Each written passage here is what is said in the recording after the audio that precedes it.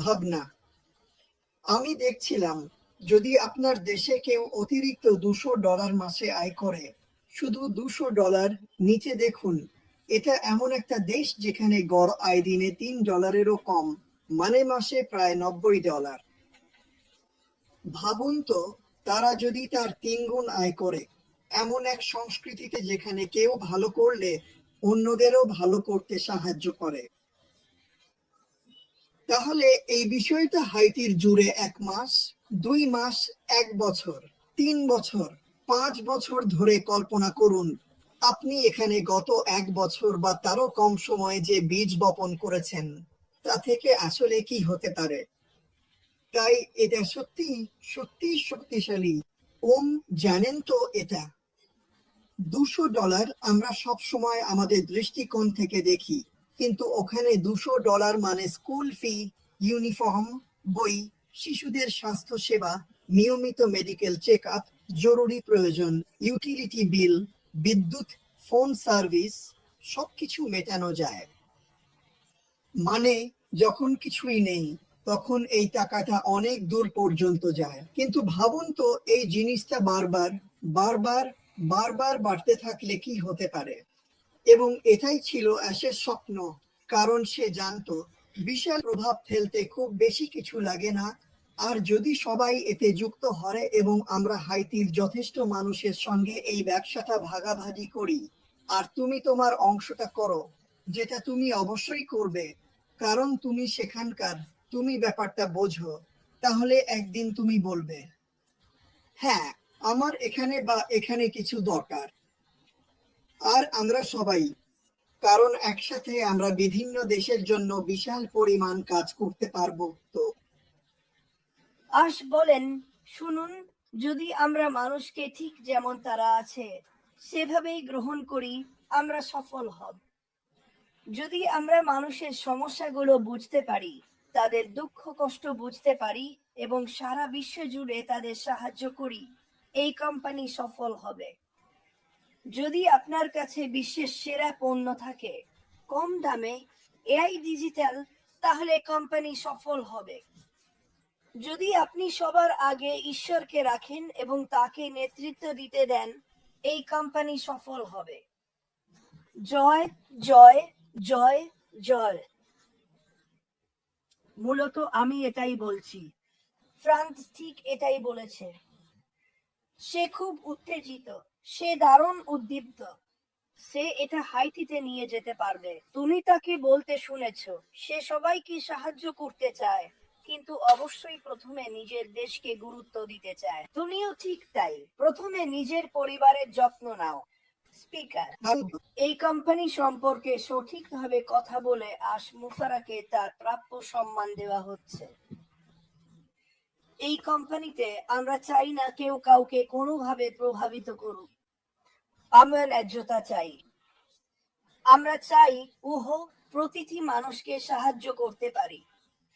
একবার কল্পনা করো, চলো সারা বিশ্ব থেকে 10 লাখ মানুষের সংখ্যা ধরি।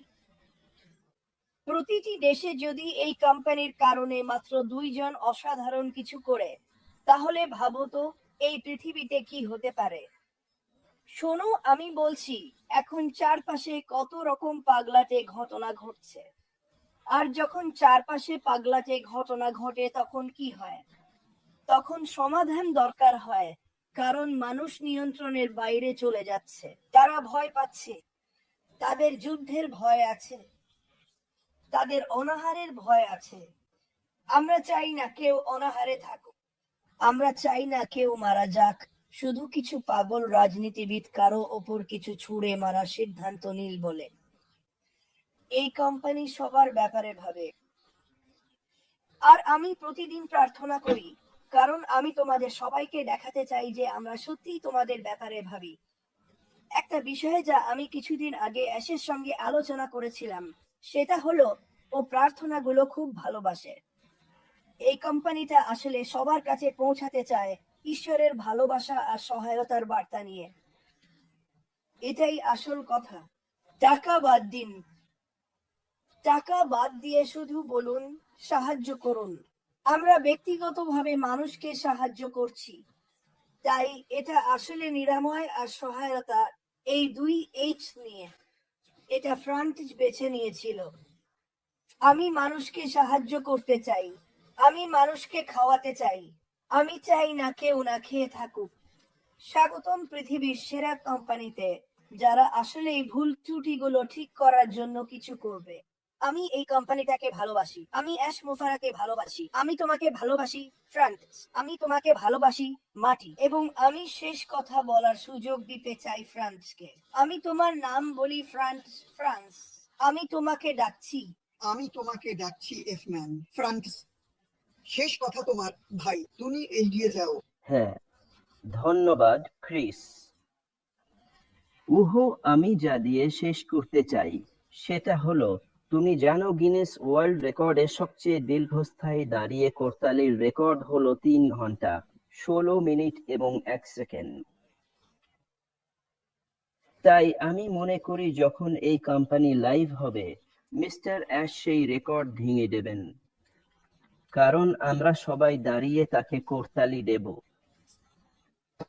তুমি জানো এটা হবে আজীবন করতালি, যা কখনোই শেষ হবে না, কারণ তিনি এত মানুষের জীবন বদলে দেবেন। যখনই আমি করতালি দিতে ক্লান্ত হয়ে পড়ি, তখন অন্য কোনো দেশে বা পাশের বাড়ির কেউ বা অন্য কেউ করতালি দিতে থাকবে যতক্ষণ না আমি আবার ফিরে এসে শুরু করি, কারণ এই কোম্পানি আমাদের জন্য এটাই করছে, আমাদের জীবন বদলে দিচ্ছে।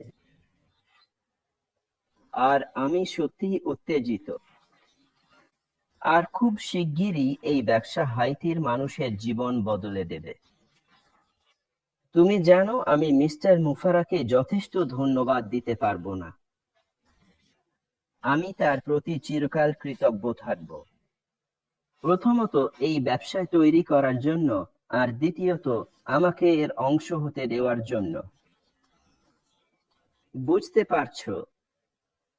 আমি এবং এর অংশ হতে পেরেছি। প্রথমত সেদিন তিনি যখন সেই বার্তাটা ব্যাক অফিসে দিয়েছিলেন, জয় জয় বিজয়ী, আমি বলেছিলাম, ভাই আমি তো আগেই বিজয়ী হয়েছি, জানো আমি জানতাম আমি তো আগেই জিতেছি, শুধু ব্যবসার অংশ হয়েই নয়, আমি আগেই জিতেছি কারণ উনি আমাকে যে পরিবারটা দিয়েছেন সেটার জন্য।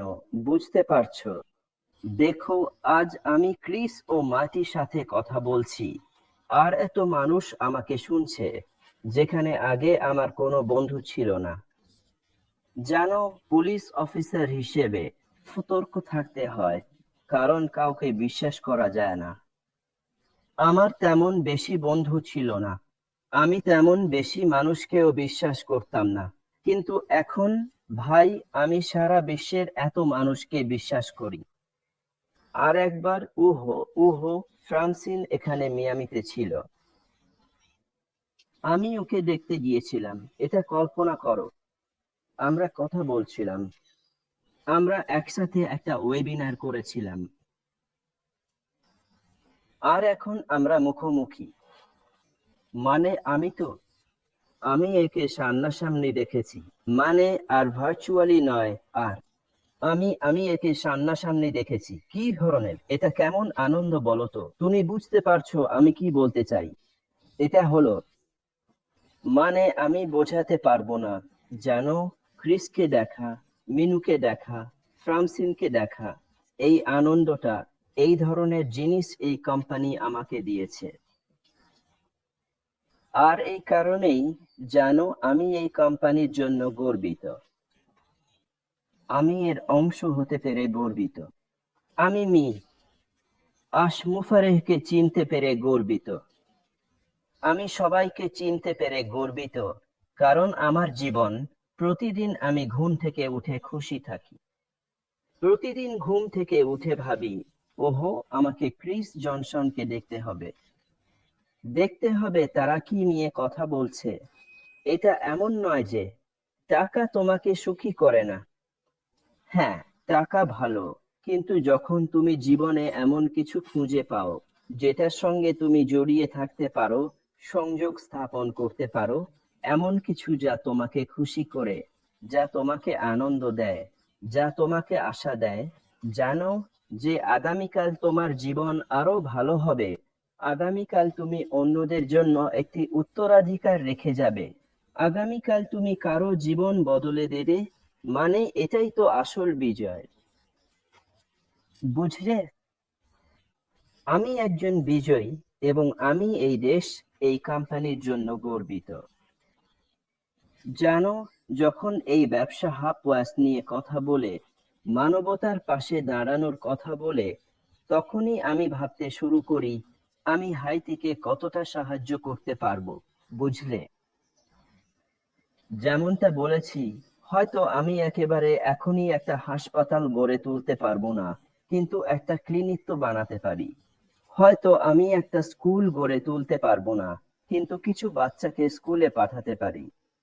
হয়তো আমি একটা রেস্টুরেন্ট খুলতে পারবো না, কিন্তু অনেক মানুষকে খাওয়াতে পারি। জানো, হাইতিতে অনেক বুদ্ধিমান, মেধাবী মানুষ আছে যাদের বড় বড় স্বপ্ন আছে, কিন্তু তারা তাদের স্বপ্ন পূরণ করতে পারে না। কেন? কারণ তারা খাবার জোগাড় করার জন্য লড়াই করছে। যখন তুমি খাওয়ার জন্য, পেট ভরানোর জন্য, নিজেকে একটু সাহায্য করার জন্য লড়াই করো, তখন তোমার কিছু তৈরি করার সময় থাকে না, কিছু শেখারও সময় থাকে না, কারণ তখন তুমি শুধু শিখছো কিভাবে বেঁচে থাকার জন্য লড়াই করতে হয়। তাহলে এই ব্যবসায় থাকাটা, জানো কি, এই ব্যবসায় থাকাটা আমাকে হাইতির মানুষদের সাহায্য করার